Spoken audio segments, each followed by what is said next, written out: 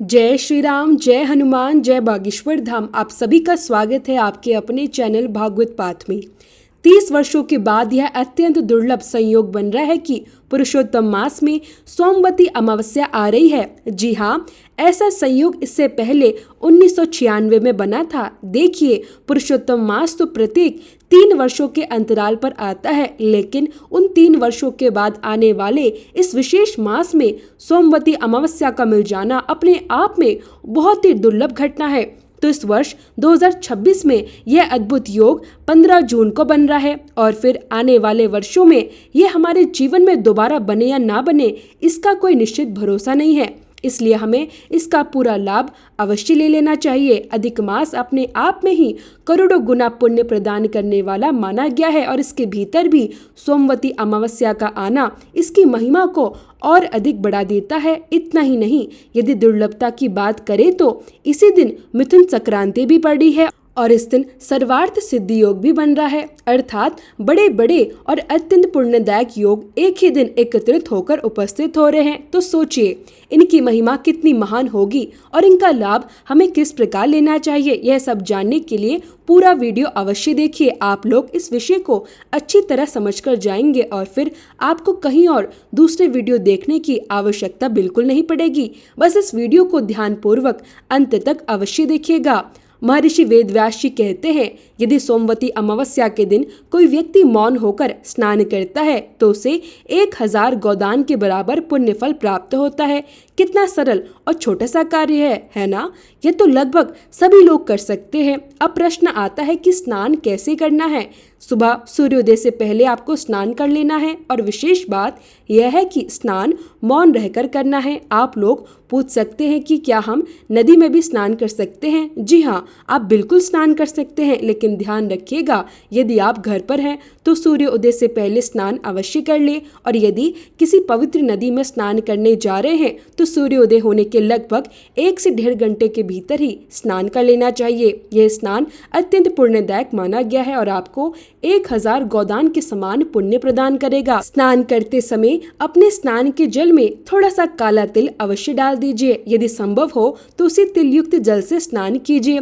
आगे शास्त्रों में वर्णन आता है कि यदि सोमवार के दिन अमावस्या पड़ जाए तो उस दिन किया गया दान, स्नान और जप विषुवत के समान फल देने वाला होता है। अब प्रश्न आता है कि यह विषुवत क्या होता है। विषुवत एक विशेष प्रकार की संक्रांति होती है। यह वर्ष में 2 बार आती है। मेष संक्रांति और तुला संक्रांति को विषु संक्रांति कहा जाता है और यह दोनों ही अत्यंत पुण्यदायक संक्रांतियां मानी गई हैं। तो इस सोमवती अमावस्या के दिन आप जो भी दान करेंगे, स्नान करेंगे अथवा भगवान के नाम का जाप करेंगे, वह सब आपको विषुवत के समान महान पुण्य फल प्रदान करेगा।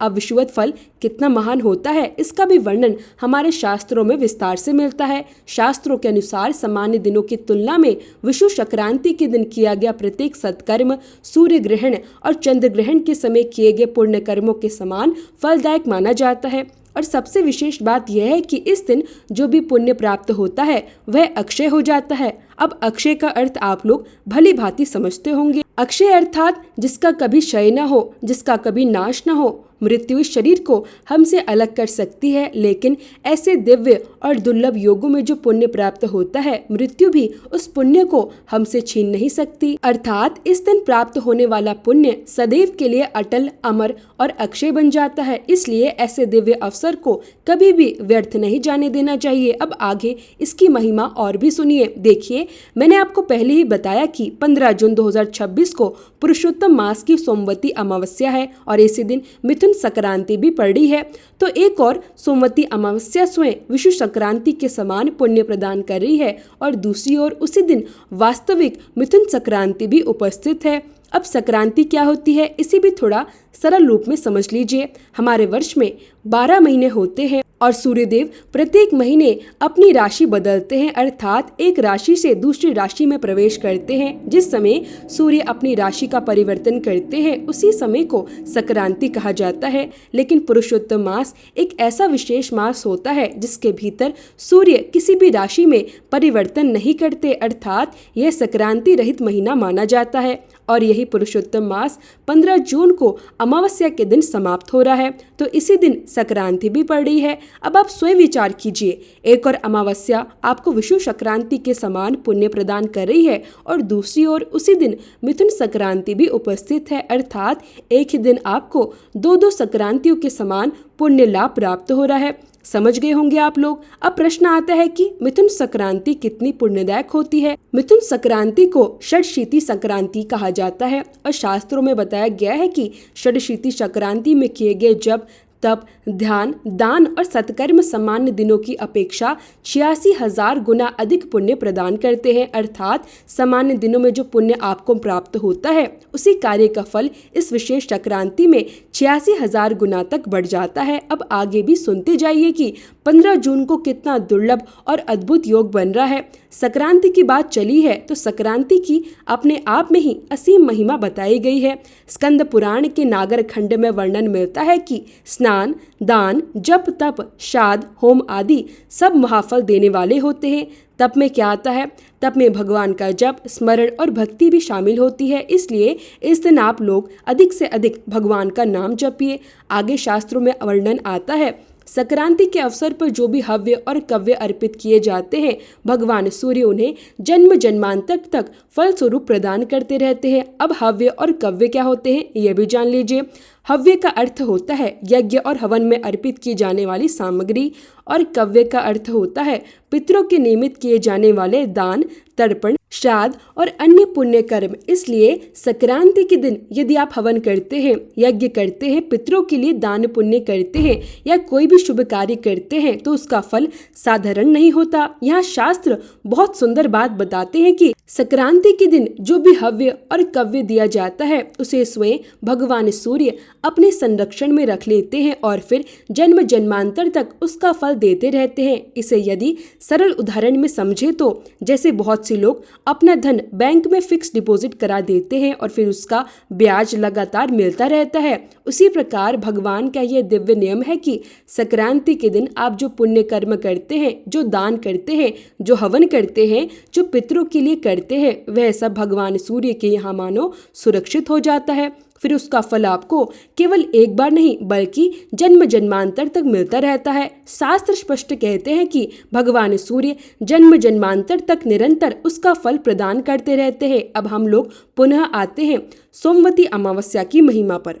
शास्त्रों में वर्णन मिलता है कि पुष्कर तीर्थ, दिव्य अंतरिक्ष तथा पृथ्वी पर स्थित सभी पवित्र तीर्थ सोमवती अमावस्या के दिन विशेष रूप से जागृत होकर साधकों को धर्म लाभ प्रदान करते हैं। अब इसे ध्यान से समझिए, यहाँ केवल पृथ्वी के तीर्थों की ही बात नहीं कही गई है बल्कि अंतरिक्ष और दिव्य लोकों के तीर्थों का भी उल्लेख किया गया है। अर्थात जो व्यक्ति सोमवती अमावस्या के दिन भगवान का नाम जपता है, ध्यान करता है और पूजन करता है, उसे समस्त तीर्थों का विशेष आशीर्वाद प्राप्त होता है। सरल भाषा में कहे तो इस दिन हम जो भी जप, ध्यान और पूजन करते हैं उसका फल केवल हमारे कर्मों से ही नहीं मिलता बल्कि समस्त तीर्थ और दिव्य लोकों के पुण्य प्रभाव भी उसमें जुड़ जाते हैं। दिव्य लोकों के श्रेष्ठ जन, ऋषि मुनि और पुण्य शक्तियां भी साधक पर कृपा करती हैं, इसलिए यह दिन साधारण नहीं माना गया है। इस दिन भगवान का नाम अधिक से अधिक लेना चाहिए। खूब जप करिए, चलते फिरते जप करिए, बैठकर जप करिए,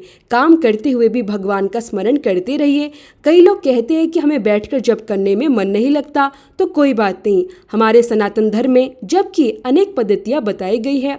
एक है हनुमंत पद्धति, अर्थात चलते फिरते, कार्य करते हुए, उठते बैठते भी भगवान का नाम लेते रहिए, और दूसरी है नारद पद्धति, अर्थात गाते गाते, भजन करते करते भगवान का स्मरण करिए। कुल मिलाकर बात केवल इतनी है कि भगवान का नाम निरंतर चलते रहना चाहिए। जितना अधिक नाम स्मरण होगा उतना अधिक लाभ होगा, क्योंकि इस दिन दिव्य लोकों की विशेष कृपा साधकों पर बनी रहती है। सोमवती अमावस्या में किया गया स्नान, दान और श्राद्ध अपने आप में अक्षय फल देने वाला माना गया है। आप लोगों ने पुरुषोत्तम मास की महिमा भी सुनी होगी। इस महीने में किया गया दान, पुण्य और सत्कर्म अक्षय हो जाता है। इसी प्रकार सोमवती अमावस्या का भी विशेष महत्व है। इस दिन किया गया पुण्य अक्षय हो जाता है। और अभी मैंने आपको संक्रांति की महिमा भी बताई। संक्रांति के दिन किया गया पुण्य भगवान सूर्य जन्म जन्मांतर तक प्रदान करते रहते हैं। इसलिए जब संक्रांति, सोमवती अमावस्या और अन्य दुर्लभ योग एक साथ आते हैं तब यह अत्यंत महान और दुर्लभ योग बन जाता है। अब हम लोग समय के विषय में जान लेते हैं। कई लोग पूछते हैं अमावस्या कब से कब तक रहेगी, तो ध्यान से सुनिए। अमावस्या तिथि 14 जून को ही प्रारंभ हो जाएगी। उस दिन रविवार रहेगा और अमावस्या दोपहर 12:20 से शुरू हो जाएगी। इसके बाद यह तिथि 15 जून 2026 को प्रातः 8:23 तक रहेगी। इस प्रकार सोमवती अमावस्या का मुख्य लाभ 15 जून को प्राप्त होगा। अब यहाँ एक बात और समझ लीजिए, पूरे भारत में सूर्योदय एक ही समय पर नहीं होता। कहीं सूर्योदय जल्दी होता है और कहीं थोड़ी देर में। इसलिए जहाँ भी आपका स्थानीय सूर्योदय का समय होगा वहीं से आप अपने पुण्य कर्मों की गणना प्रारंभ कर सकते हैं और सुबह 8:23 तक आपको सोमवती अमावस्या का शुभ योग प्राप्त होगा। कहीं लोगों को इसका लाभ लगभग 1.5 घंटे मिलेगा, कहीं 2 घंटे मिलेगा, कहीं 2.5 घंटे मिलेगा और उत्तर भारत के बहुत से क्षेत्रों में इसका समय और अधिक प्राप्त हो सकता है। पूर्वी भारत में भी लाभ का समय अपेक्षाकृत अधिक मिलेगा क्योंकि इन दिनों वहाँ सूर्योदय जल्दी हो जाता है। इसलिए इस दुर्लभ अवसर का भरपूर लाभ उठाइए। मैं तो कहती हूँ कि इस योग में अपने जीवन का कल्याण करने का प्रयास कर लीजिए, क्योंकि न जाने ऐसा दुर्लभ संयोग फिर जीवन में मिले या ना मिले। इसलिए इस अवसर को बिल्कुल भी व्यर्थ मत जाने दीजिए। अब बहुत से लोग पूछते हैं कि इन 2-3 घंटों में हमें क्या करना है, तो आप लोग इसे ध्यान से याद कर लीजिए। मैं अभी आपको क्रमवार सब बता रही हूँ। यदि आपने ऐसा कर लिया तो इस पूरे योग का भरपूर लाभ आपको प्राप्त होगा। सबसे पहला कार्य यह है कि आपको सूर्योदय से पहले उठ जाना है। इसके बाद स्नान करना है और स्नान भी कैसे करना है, मौन रहकर स्नान करना है। शास्त्रों में मौन स्नान का अत्यंत बड़ा महत्व बताया गया है। जैसे ही आप मौन होकर स्नान करेंगे उसी क्षण से आपके पुण्य कर्मों की शुरुआत हो जाएगी। कहा गया है कि ऐसे स्नान से 1000 गोदान के समान पुण्य प्राप्त होने लगता है। फिर यदि सूर्योदय होने में अभी भी कुछ समय शेष है तो आप एक स्थान पर बैठ जाइए और खूब भगवान का नाम जपिए। मन लगाकर जप करिए, श्रद्धा से नाम जप करिए। अब कुछ लोग कह सकते हैं कि अभी तो हमारे यहाँ मुख्य योग प्रारंभ नहीं हुआ, तो क्या अभी जप करना आवश्यक है? तो इसका उत्तर है बिल्कुल आवश्यक है। भगवान का नाम जाप किसी समय का मोहताज नहीं होता। जब भी किया जाए लाभ ही देता है। फिर जब सूर्योदय हो जाए तब आप पितृतर्पण की तैयारी कर दीजिए। ध्यान रखना, यह सबसे मुख्य बात है। पितृतर्पण कैसे करना है? एक तांबे के लोटे में आप जल ले लेना, उसके अंदर काला तिल डाल देना, तुलसी पत्र पहले का टूटा हुआ हो तो वह भी डाल देना, यदि कुशा घास मिल जाए तो कुशा भी डाल देना। दूर्वा मत डालना, जो गणेश जी को चढ़ती है वह दूर्वा होती है, कुशा घास अलग होती है। मिले तो डालना, नहीं मिले तो कोई बात नहीं। फिर उसके बाद आप गीता जी के 7वें अध्याय का पाठ कर लेना अथवा सुन लेना। 7वां अध्याय पढ़ने या सुनने के बाद आप दक्षिण दिशा की ओर मुख करके यह जल अर्पित कर देना। यहाँ पितृ तीर्थ से अर्पित करना चाहिए और संकल्प करना कि हमने जो गीता जी के 7वें अध्याय का पाठ किया इस दुर्लभ योग में, इससे हमारे पितृ देवता तृप्त हो, तृप्त हो, तृप्त हो। 3 बार बोलना चाहिए। दक्षिण दिशा की ओर आपका मुख होना चाहिए। यह बात आप समझ गए ना? ये आपने छोटा सा कार्य कर लिया ना, मात्र 10 मिनट का, तो आपने अपने भविष्य को सुधार लिया। लोग क्या करते हैं ना, भविष्य दिखाने जाते हैं कि हमारे भविष्य में क्या लिखा है, लेकिन आप अपना वर्तमान सुधारिए, भविष्य आपको सुधरा हुआ ही मिलेगा। यह पहला कार्य आपको करना है। सूर्योदय होते होते अथवा सूर्योदय के बाद फिर अमावस्या है तो इस दिन हवन की तैयारी भी करना। पहला कार्य जो आप करेंगे उससे पितृ देवता प्रसन्न होंगे, उससे घर की नकारात्मकता समाप्त होगी, घर में कुल खानदान में उत्तम संतान आती है और घर की गाड़ी सुचारू रूप से चलने लगती है। और फिर अगली तैयारी आपको करना है हवन की। फिर आप हवन करना। पहले आपने तर्पण किया, पितृ देवता तृप्त हुए, अब हवन से कौन कौन तृप्त होगा? स्थान देवता, जहाँ पर आप रह रहे हैं उस स्थान के देवता होते हैं। जी हाँ, बिल्कुल होते हैं, इसका शास्त्र प्रमाण है। स्थान देवता को तृप्ति मिलेगी। फिर उसके बाद ग्राम देवता तृप्त होते हैं। फिर हमारी कुल देवी अथवा कुल देवता, वे भी इस हवन से तृप्त हो जाते हैं। देखिए, फिर लक्ष्मी जी की भी 1-2 आहुति हो जाती है, फिर गणेश जी की भी आहुति हो जाती है। कुल मिलाकर यह आपकी एक सुंदर और छोटी सी साधना हो जाती है। फिर उसके बाद आपको क्या करना है? तीसरा कार्य आप नोट कर लीजिए, आपको कोई भी चीज़ दान करने के लिए स्पर्श कर लेना है इसी योग में, क्योंकि पूरे दिन यह अमावस्या का योग नहीं रहेगा। सोमवती अमावस्या का योग सिर्फ और सिर्फ 8:15 बजे तक ही है। तो आप इसी योग में या तो धन निकाल लेना कि हम इतना दान कर रहे हैं, बाद में आप दान कर सकते हैं, लेकिन पहले उसी योग में उसे स्पर्श जरूर कर लेना। अनाज होगा तो उसका भी स्पर्श कर लेना कि हम इस अन्न का दान कर रहे हैं इस दुर्लभ योग में। इससे हमारे पितृदेवता तृप्त हो, हमारी अंतर आत्मा संतुष्ट हो। और मैं ऐसी वैसी बातें बताने में विश्वास नहीं रखती, बिल्कुल शास्त्र प्रमाण सहित आपको बात बताती हूँ। आप यह कार्य करिएगा और आपको लाभ अवश्य मिलेगा, बिल्कुल लाभ मिलेगा। फिर उसके बाद आपको चौथा कार्य करना है जो सबसे अधिक मुख्य है। यह सब आप कर लेना, फिर उसके बाद जप करने बैठ जाना। आपको मैंने बताया था ना जप की महिमा कैसी होती है कि यह समस्त तीर्थ आदि के पुण्य फल प्रदान करता है, इसलिए जप आप खूब करना जब तक योग है। कुल मिलाकर आपको 1-2 घंटे, कहीं पर 3 घंटे ही मिलेंगे, तो एक एक समय को कीमती समझना है। पुरुषोत्तम मास का भी यह आखिरी दिन है, इसके बाद फिर यह अवसर 3 साल बाद मिलेगा, लेकिन इस योग के साथ आपको नहीं मिलेगा। तो जप करना भगवान के नाम का। आप मान लीजिए आपके गुरुदेव ने जो मंत्र दिया है वही जप करना। मान लीजिए किसी के गुरु नहीं है और वह यह वीडियो देख रहे हैं, तो हम लोग कौन सा जप करें? आपको जो भी भगवान का नाम प्रिय हो, राम जी प्रिय हो तो राम राम राम राम राम राम जप कर लेना। कृष्ण भगवान प्रिय हो तो राधा राधा राधा राधा या कृष्ण कृष्ण कृष्ण जप कर लेना। अथवा कली संतरण उपनिषद में जो ब्रह्मा जी ने मंत्र बताया है नारद जी को, वह आप जप कर लेना। हरे राम राम राम हरे हरे, हरे कृष्ण कृष्ण कृष्ण हरे हरे। कुल मिलाकर भगवान का नाम गुनगुनाते रहना, भगवतमय हो जाना। फिर क्या होगा? भाग्य की रेखाएं आपकी सुधर जाएंगी। इतना आप लोग कार्य कर लेना। 4 चीजें ही तो करनी है आपको। और ध्यान देना, कई लोग दान से कतराते हैं कि हमारे पास तो खुद कुछ नहीं है, हम क्या दान करें। थोड़ा सा भी दान इस समय में मैं तो कहूंगी सभी लोगों को करना चाहिए। जो भी लोग यह वीडियो देख रहे हैं, आप दूसरों को भी यह वीडियो भेजना। थोड़ा सा भी दान इस दुर्लभ योग में आपके भाग्य को परिवर्तित करने का सामर्थ्य रखता है। पुरुषोत्तम मास में किया गया पुण्य करोड़ों गुना फल देने वाला माना गया है। यह अक्षय पुण्य प्रदान करता है। फिर उसके बाद यह सोमवती अमावस्या विषुवत लाभ भी दे रही है, और सोमवती अमावस्या अपने आप में ही अत्यंत दुर्लभ मानी जाती है। फिर इसके साथ आपको मिथुन संक्रांति का योग भी बन रहा है, जिसे षडशीति संक्रांति कहा जाता है। सोचिए, इतने सारे दुर्लभ और शुभ योग एक साथ केवल कुछ ही घंटों के लिए मिल रहे हैं। इसलिए आप सभी से निवेदन है कि इस समय दान के लिए अवश्य कुछ ना कुछ अवश्य निकालें। अब लोग पूछेंगे कि हम दान में क्या क्या कर सकते हैं। मैं आपसे यही कहूँगी कि भगवान ने जो भी आपको थोड़ा बहुत दिया है, उसमें से अपनी श्रद्धा और सामर्थ्य के अनुसार कुछ भाग दान अवश्य कर दीजिए। अब यदि कोई विशेष रूप से पुरुषोत्तम मास के अंतिम दिन का दान करना चाहता है तो 33 मालपुए का दान कर सकता है। यदि संभव हो तो अवश्य कीजिए। अब कई लोग कहते हैं कि सुबह सुबह हम लोग मालपुए तो बना नहीं सकते, तो इसमें भी कोई समस्या नहीं है। आप एक दिन पहले मालपुए बनाकर या मंगवा कर रख सकते हैं और फिर सुबह इस शुभ समय में उनका दान कर सकते हैं। कई लोग कहते हैं कि हमें कांसे की कटोरी नहीं मिलती, तो देखिए, यदि कांसे की कटोरी मिल जाए तो बहुत अच्छी बात है, लेकिन यदि नहीं मिलती तो भी कोई चिंता की बात नहीं है। यहाँ सबसे महत्वपूर्ण आपकी भावना और भगवान के प्रति आपकी श्रद्धा है। इसलिए आप श्रद्धा पूर्वक ऐसे भी 33 मालपुओं का दान कर सकते हैं। फिर अन्न का दान कर सकते हैं, वस्त्र का दान कर सकते हैं। और ध्यान दीजिएगा, इस दिन कुत्तों को रोटी अवश्य खिलाइए।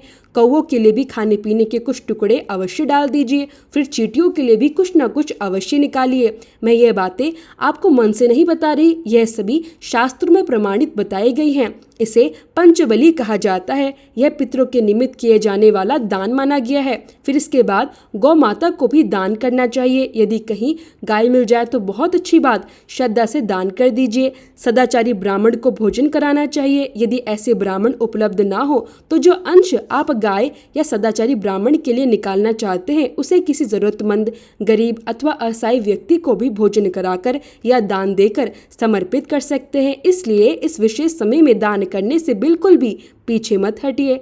भले ही आप पूरे वर्ष दान नहीं करते हो, लेकिन इस समय में दान अवश्य दीजिए। अमावस्या के दिन पीपल के वृक्ष के पास दीपक अवश्य जलाना चाहिए। तिल के तेल का दीपक जला दीजिए। और मैं आने वाले किसी वीडियो में यह भी अवश्य बताऊंगी कि यह बात किस ग्रंथ में लिखी हुई है, लेकिन मुझे इतना स्पष्ट याद है कि विशेष रूप से सोमवती अमावस्या के दिन पीपल के वृक्ष के पास तिल के तेल का दीपक अवश्य जलाना चाहिए। अब आप लोग पूछेंगे कि खड़ी बत्ती जलाएं या लंबी बत्ती जलाएं या गोल बत्ती जलाएं, तो देखिए कोई भी बत्ती जला दीजिए। मुख्य बात यह है कि वहाँ श्रद्धापूर्वक दीपक जलाना चाहिए।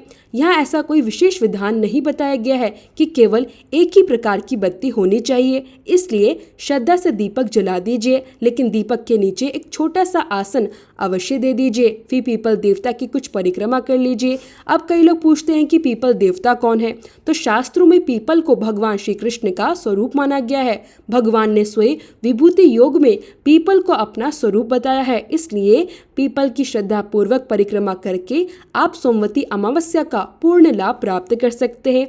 अब थोड़ी सी सावधानियां भी सुन लीजिए। शास्त्रों में कहा गया है, जो व्यक्ति अमावस्या के दिन दूसरे का अन्न खाता है, उसके पूरे महीने का पुण्य उस अन्न के दाता को प्राप्त हो जाता है, अर्थात उस व्यक्ति का महीने भर का संचित पुण्य नष्ट हो जाता है। और वैसे भी इस दिन विषुवत लाभ प्राप्त होने वाला है, इसलिए केवल एक महीने का ही नहीं बल्कि आपके 3 महीने के पुण्य के समान फल का भी नाश हो जाएगा। और यदि देखें तो इस दिन सोमवती अमावस्या भी है, इसलिए केवल 3 महीने का ही नहीं बल्कि अनेक महीने के पुण्य के समान हानि मानी जाती है, क्योंकि इस दिन विषुवत पुण्य का योग है। तो जितना विशेष पुण्य प्राप्त होता है उतनी ही सावधानी रखने की भी आवश्यकता होती है, और साथ ही मिथुन संक्रांति का भी योग उपस्थित है, इसलिए इस दिन दूसरे का अन्न ग्रहण करने से बचना चाहिए। किस दिन? विशेष रूप से 15 जून 2026 को पूरे दिन इससे बचना चाहिए, क्योंकि इस दिन पूरे दिन संक्रांति का प्रभाव रहेगा। और 15 जून से एक दिन पहले अर्थात 14 जून को जब दोपहर लगभग 12:30 से अमावस्या प्रारंभ हो रही है, तब से भी आपको दूसरे का अन्न खाने से बचना चाहिए। फिर से एक बार अच्छी तरह समझ लीजिए। 14 जून को यदि आप दूसरे का अन्न ग्रहण करते हैं तो अमावस्या के प्रभाव से 1 महीने के पुण्य के नाश की बात कही गई है, लेकिन 15 जून को यदि आप दूसरे का अन्न ग्रहण करते हैं तो कई महीनों के पुण्य का नाश के समान की हानि बताई गई है, इसलिए इस बात से विशेष रूप से बचना चाहिए। फिर विष्णु पुराण में वर्णन आता है कि इस दिन कोई भी पत्र या पुष्प नहीं तोड़ना चाहिए, क्योंकि ऐसा करने से ब्रह्मा हत्या के समान पाप बताया गया है। अब कई लोग पूछते हैं फिर भगवान को तुलसी पत्र कैसे अर्पित करें, पुष्प कैसे चढ़ाएं? तो देखिए, तुलसी पत्र बासी कभी नहीं माने जाते, इसलिए पहले से ही रखे हुए तुलसी पत्र भी भगवान को श्रद्धा से अर्पित किए जा सकते हैं। यदि आपके पास पहले से तुलसी पत्र उपलब्ध ना हो और बहुत आवश्यकता हो तो आप बाजार से ला सकते हैं, लेकिन स्वयं तोड़ने से बचना चाहिए।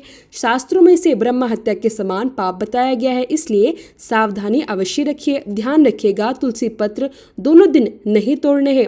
अब एक और बात कही गई है जो कई लोग पूछ लेते हैं, तो मैं आपको बता दूं कि आप अपने पिताजी के घर, मामा के घर या ननिहाल पक्ष में भोजन कर सकते हैं, वहाँ इस प्रकार का दोष नहीं माना गया है। इसी प्रकार भाई के घर, ससुराल में अथवा गुरुजी के आश्रम में भी भोजन किया जा सकता है, वहाँ यह दोष नहीं लगता।